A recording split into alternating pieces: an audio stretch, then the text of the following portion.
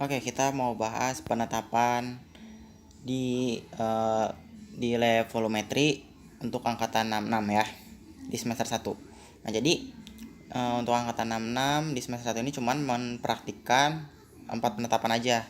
Yang pertama ada penetapan BST asam organik, yang kedua ada penetapan kadar NaOH dan Na2CO3 secara Warder, yang ketiga ada penetapan garam tunjung, dan yang keempat ada penetapan batu kawi.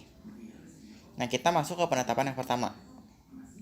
Oke, penetapan BST asam organik dan penetapan BST asam organik. Nah, ini merupakan termasuk ke metode netralisasi. Nah, netralisasi ini dibagi jadi dua, ada yang alkalimetri, ada yang asidimetri. Nah, karena kita penetapan BST asam organik, sehingga digunakan penitar berupa basa ya. Penitarnya itu basa. Maka ini metode netralisasi alkalimetri.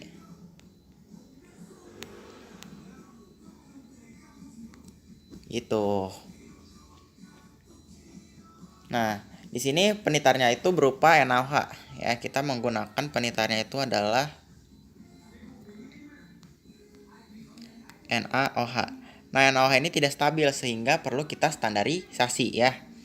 Jadi di penetapan volumetri ini, sebelum kita langsung melakukan penetapan, kita harus menstandarisasi larutan penitarnya dulu kalau dia merupakan suatu BBS atau tidak stabil.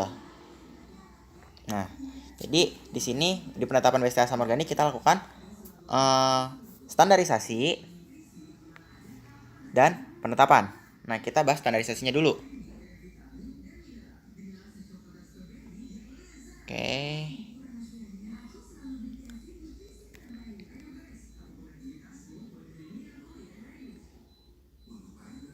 Oke, kita masuk ke standarisasi yang pertama.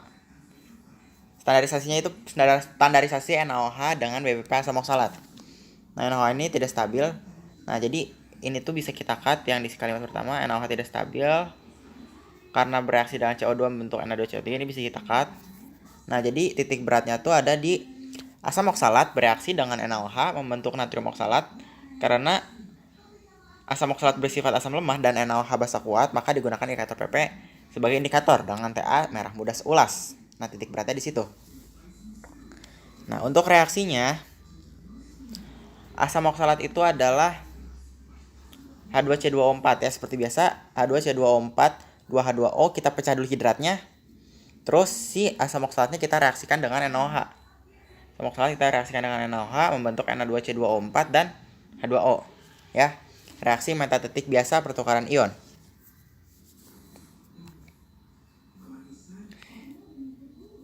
Jadi ion H plusnya berikatan dengan OH- membentuk H2O,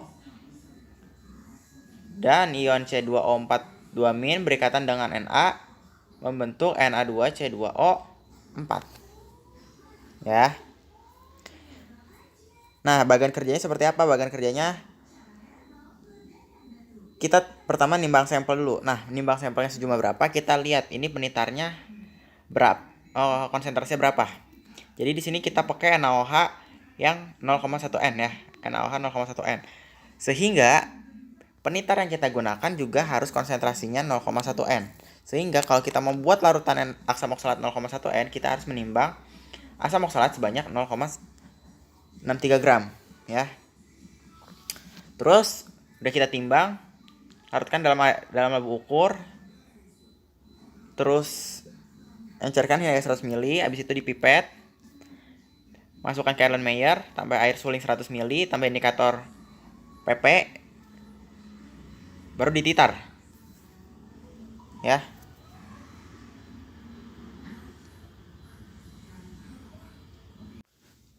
Nanti kita dapat volume penitarnya sekian mili. Nah, udah dapat volume penitarnya, kita masuk ke perhitungan. Perhitungannya sama kayak biasa, jadi perhitungannya tuh miligram BBP dibagi volume penitar dikali faktor pengencer dikali BST asam oksalat. Di sini miligram BBP-nya dari penimbangan ya, dari penimbangan sini.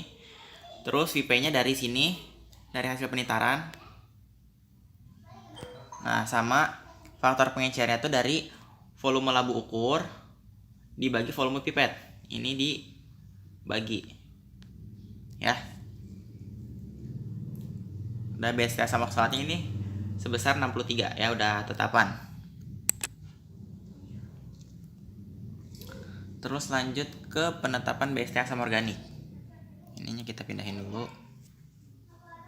Nah, penetapan BST asam organik dasarnya itu adalah asam organik bereaksi dengan NaOH membentuk garam. Karena asam organik merupakan asam lemah, sedangkan NaOH merupakan basa kuat, sehingga digunakan indikator PP sebagai indikator. Dengan warna Ta merah muda seulas ya. Terus ini termasuk alkalimetri, ini tidak ditulis juga tidak apa-apa. Ini ditambahkan dengan Ta merah muda seulas. Nah, reaksinya itu adalah H+ tambah OH- menjadi H2O. Karena kita nggak tahu asam organiknya itu apa. Yang kita tahu asam itu mengandung ion H+, dan sama sisa asamnya kita nggak tahu karena kita nggak tahu asam organiknya tuh sejenis apa. Terus bereaksi dengan NaOH. Nah, kalau H+ bereaksi sama NaOH, H-nya itu akan berikatan dengan si OH- sehingga akan membentuk H2O. Nah, jadi reaksinya tuh pendek ya. Oke. Bagian kerjanya sama kayak biasa ya. Sama kayak tadi, timbang sampel sekian gram. Nah, terus kita larutkan dilarutkan labu ukur 100 ml, pipet 10 ml. Terus tambahkan air suling. Masukkan ke Erlenmeyer, tambah air suling 100 ml, tambah indikator PP, terus titar.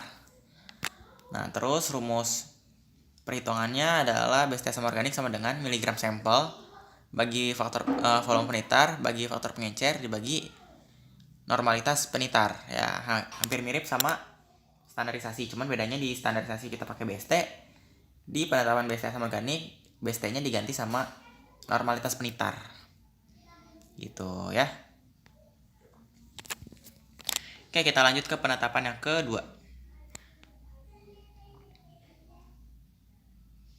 Penetapan yang kedua adalah penetapan kadar NaOH dan Na2CO3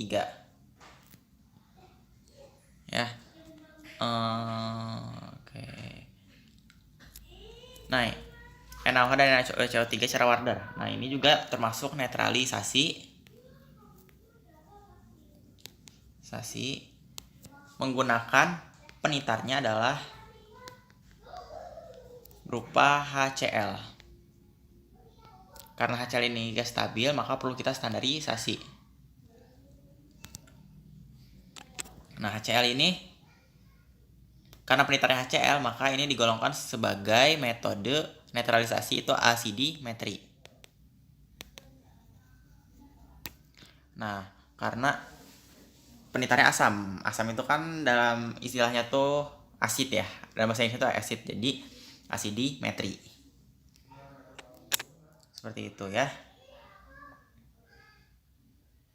Oke, terus kita lanjut ke standarisasi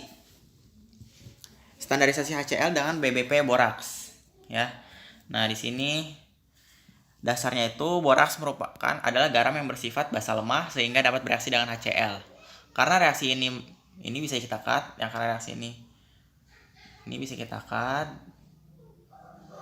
tidak mengkaruhi ya. Kita ganti sama bereaksi dengan HCl menggunakan indikator ya. Kita ganti dengan gunakan indikator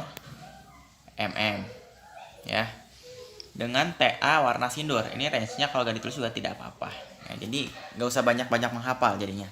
Titik beratnya cuman di situ aja.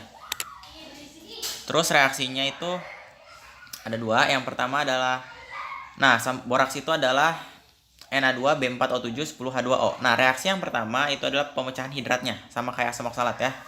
Terus si boraksnya ini bereaksi sama asam HCl, sama asam HCl dan air, menghasilkan NaCl dan asam borat. Nah, terus kita lanjut ke bagian kerjanya. Nah, di sini agak berbeda. Kalau tadi kan kita bikin si boraks si yang ditimbangnya tuh volumenya sama kayak penitar. Nah, karena si boraks ini sifatnya dia sukar larut dalam air, maksudnya bisa larut cuman sulit ya. Maka kita timbang setengah dari yang seharusnya aja. Ini kalau kita mau bikin boraks 0,1 N, kita harus nimbang 1,91 gram boraks. Nah, karena boraksnya ini kurang stabil, makanya kita timbang hanya 0,95 gram aja. Nah, udah kita timbang, larutkan di labu ukur 100 ml, habis itu dipipet, masukin ke Erlen Meyer, tambah air suling 100 ml dan indikator mm. Dititar dengan HCl 0,1 N dengan TA berwarna sindur. Perhitungannya sama. Miligram BBP dibagi volume penitar dikali faktor pengecer dikali BST BBP. Nah, di sini BST boraksnya itu adalah 191. Oke. Itu untuk standarisasi. Sekarang penetapannya. Nah, penetapannya itu kita menetapkan kadar NaOH dan kadar Na2CO3 cara Warder. Jadi dalam sampelnya tuh terdapat NaOH dan Na2CO3. Nah, dasarnya tuh campuran NaOH dan Na2CO3 dapat dapat dititar atau bereaksi dengan HCl. Mula-mula dengan indikator PP, kemudian dengan indikator SM. Nah, pada penitaran dengan indikator PP, seluruh NaOH bereaksi dengan HCl. Nah, jadi kita sambungin ke reaksi. Jadi dengan indikator PP di sini, di reaksi yang ini, itu NaOH bereaksi sama HCl, semua HCl menghasilkan NaCl dan H2O. Sedangkan pada indikator MM yang ini dan ini, yang dua ini sama ini, itu dia bereaksinya bertahap. Yang pertama Na2CO3 bereaksi sama HCl menghasilkan NaHCO3 dan NaCl. Nah, NaHCO3 ini dia bereaksi lagi sama HCl menghasilkan NaCl dan H2O dan CO2. Gitu ya. Oke, terus kita lanjut ke bagian kerjanya. Yang pertama, kita timbang nggak dari nimbang. Kita dari dari mipet ya, kalau di lab dari mipet 10 ml sampel. Terus masukkan ke Erlenmeyer, encerkan sampai 100 ml dan tambah indikator PP. Habis itu dititar dengan HCl 0,1 N dengan warna bukan merah muda seulas ya, warnanya adalah sindur. Nah, terus kita panaskan dengan indikator SM. Kalau dia jadi kuning, berarti kita harus titar lagi. Nah, kenapa harus kita lakukan pendidihan? Karena TA yang dihasilkan di sini itu adalah kadang TA-nya tuh palsu. Jadi TA karena terdapat CO2-nya, sehingga dia menunjukkan warna merah muda seulas. Jadi dia tuh mengganggu CO2-nya. Nah, sehingga perlu kita lakukan pemanasan supaya menghilangkan CO2-nya. Nah, kalau saat dipanaskan berubah jadi kuning, maka harus kita titar lagi hingga berwarna sindur lagi. Kalau dia udah selesai sindur, gak perlu kita titar lagi, langsung kita catat volume penitarnya. Nah, pas di sini, pas mau dititar penitaran kedua, itu buretnya jangan dinolkan, jadi langsung dititar lagi, langsung dilanjutkan. Oke. Nah, di sini ada perhitungannya. Perhitungannya sama kayak biasa, cuman beda di bukan VP ya. Beda di VP-nya. Nah, VP-nya itu kita ganti sama 2A min B. Kalau kita mencari kadar NaOH, VP-nya kita ganti sama 2A min B. Kalau kadar Na2CO3 kita ganti jadi 2 kali B min A. Nah, A itu adalah volume penitar saat menggunakan indikator PP. Terus volume penitar yang B itu volume penitar saat menggunakan indikator SM. Jadi penambahan indikator dulu sampai tambah indikator PP dulu sampai berwarna merah muda seulas. Terus kalau udah merah muda seulas kita tambahin indikator SM sampai berwarna sindur.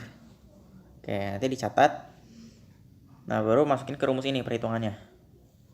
Nah, BST Na2CO3 itu adalah setengah dari MR, jadi 53. Kalau BST NaOH itu adalah sama dengan MR, nilainya 40.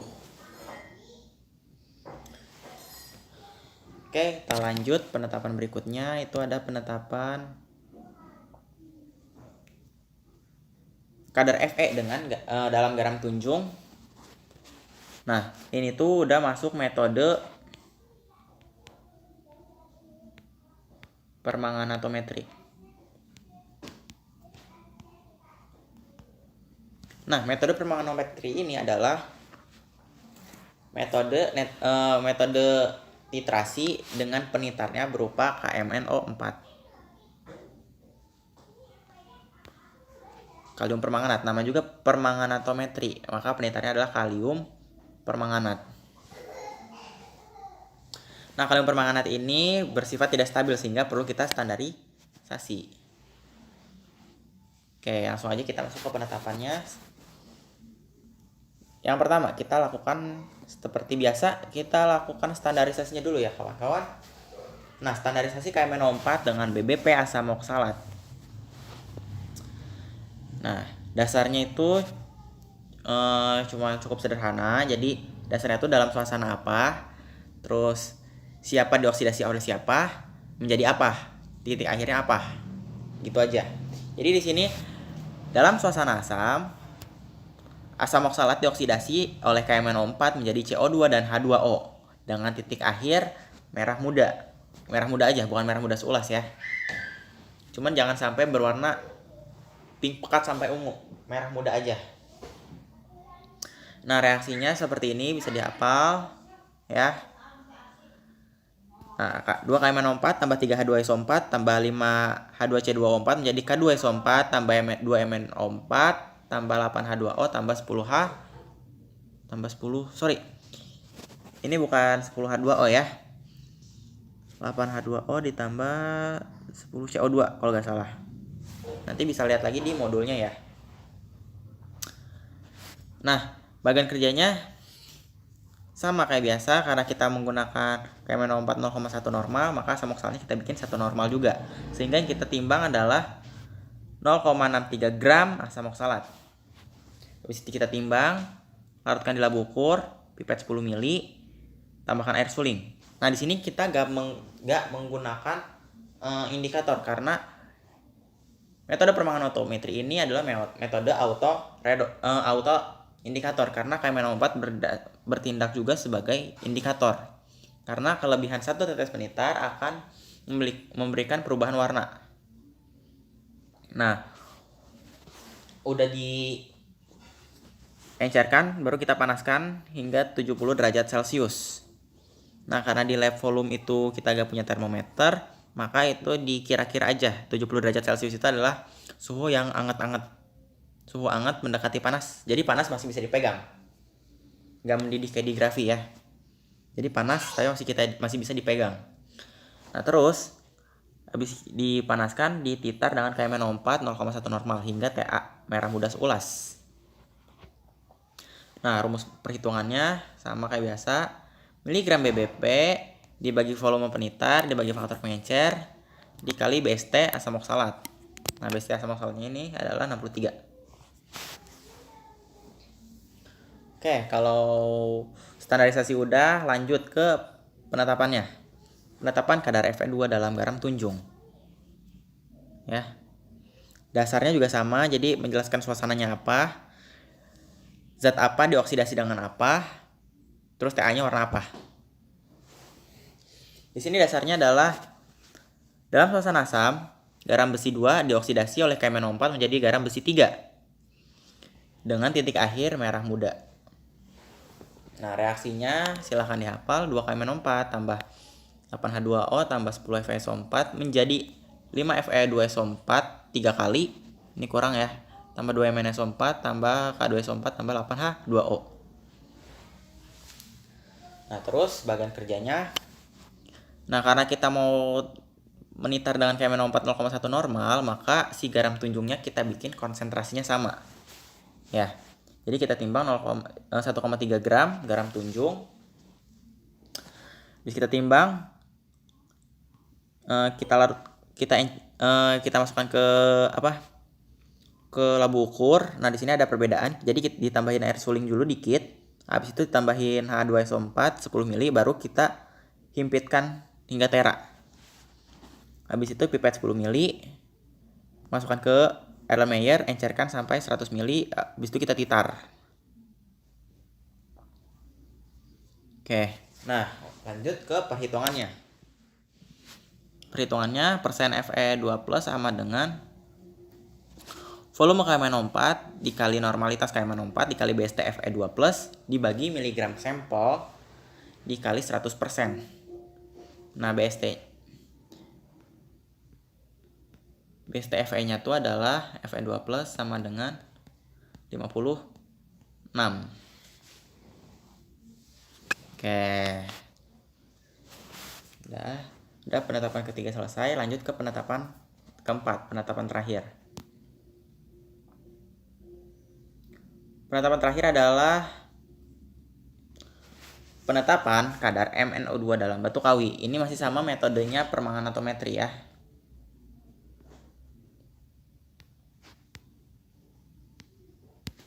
Karena tiga titrasi sebelumnya merupakan titrasi langsung, di mana zat titrat dan penitarnya itu bisa langsung bereaksi.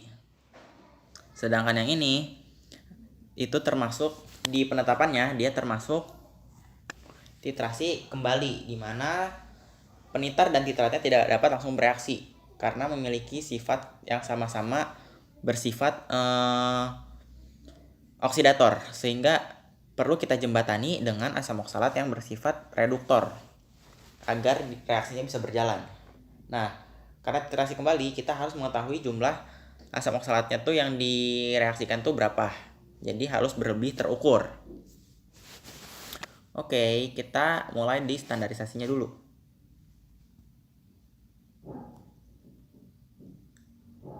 Kita mulai standarisasi.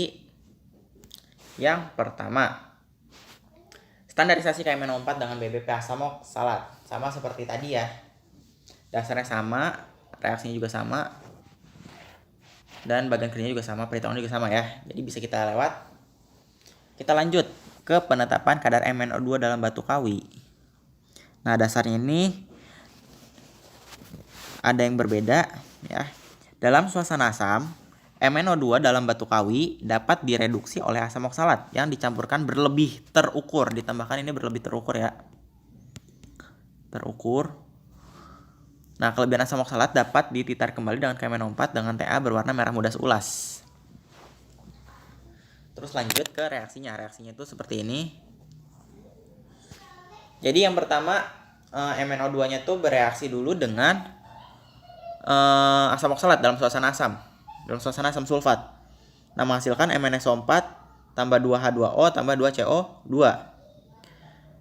Nah, terus kelebihan asam oksalatnya tadi dititar dengan KMNO4 dalam suasana asam sulfat. Menghasilkan K2SO4 tambah 2MnSO4 tambah 8H2O tambah 10CO2. Oke. Nah, sekarang kita lanjut ke bagian kerjanya dulu. Kita lanjut ke bagian kerjanya ya. Nah, bagian kerja yang pertama kita timbang. Nah, kalau ini tidak mengikuti kaidah harus konsentrasinya sama kayak penitarnya. Ini dia memiliki aturan sendiri.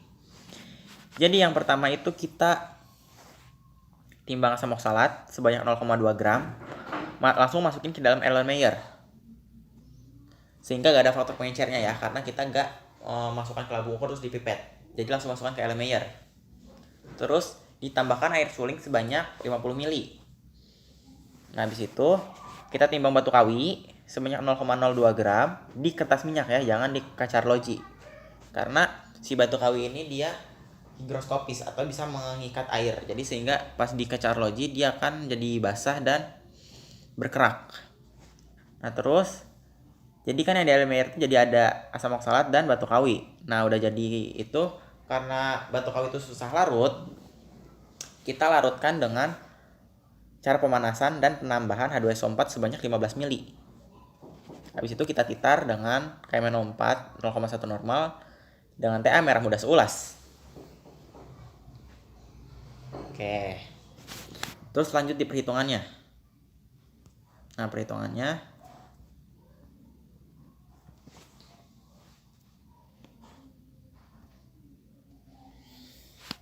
perhitungannya adalah persen MnO2 sama dengan miligram asam oksalat dibagi miligram BST asam oksalatnya. Terus nanti hasil dari ini dikurangi dengan ini di tanda kurung ya harusnya ya. Dikurung, ini juga dikurung. Nah, jadi miligram asam oksalat dibagi sama BST asam oksalat dulu. Habis itu dikurang sama volume KMnO4 dikali normalitas KMnO4. Baru kita kalikan dengan BST MnO2 dibagi Mg sampel dikali 100%. Nah, BST MnO2-nya adalah 43,5. Seperti itu. Oke. Jadi 4 penetapan sudah kita bahas semuanya. Nah, jika ada yang mau ditanyakan, boleh ditulis di kolom komentar. Dan sekian, terima kasih.